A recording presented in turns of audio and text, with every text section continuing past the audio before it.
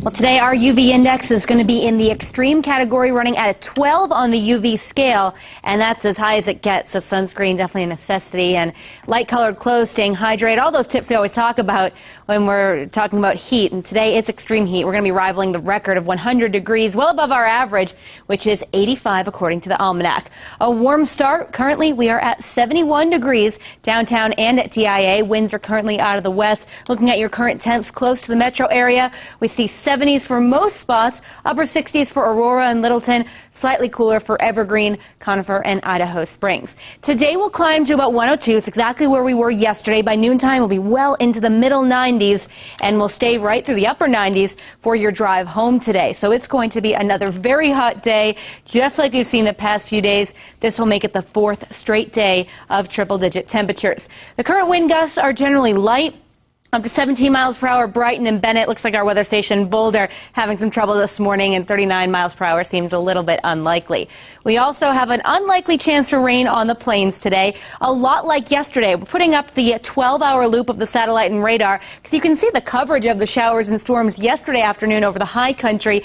Might get a little bit of that today, but anything that occurs likely won't have a whole lot of rain with it. I-25 should be primarily dry, and over the eastern plains, very little shade from any cloud cover. It's going to be oppressively warm there, likely above 105 degrees again for Lamar. Red flag warnings cover much of the state, and even for the places that aren't in a red flag warning, that doesn't mean you're out of the woods. We still have very dangerous conditions with fire danger running very high all across Colorado. Satellite and radar is quiet for us, but we continue to monitor what's happening in the Gulf of Mexico with Tropical Storm Debbie. If you have travel plans to the Florida coast, the storm has been breaking up quite a bit, and it's not really intensifying. It's been sitting over the same areas, but it is going to continue to be a big rainmaker for Florida. The Futurecast back here at home showing that potential for very isolated showers and storms, likely not till after about 3-4 o'clock in the afternoon, and anything that forms will be very hit or miss. In fact, today's computer model is less optimistic of the coverage of the showers and storms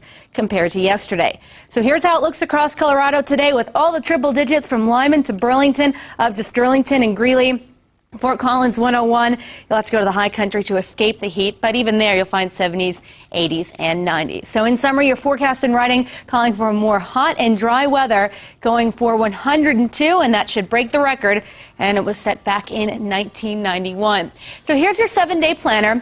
It shows more extreme heat today and tomorrow, but once we get beyond that, we start to reduce the temperatures somewhat, but then we get the afternoon rain chances that will still be very low, about 20 to 30%. So not looking very optimistic with the rain chances. If you get under one of these showers or storms, consider yourself fortunate because they're going to be very isolated. But big headline, just those triple digits for the next couple of days.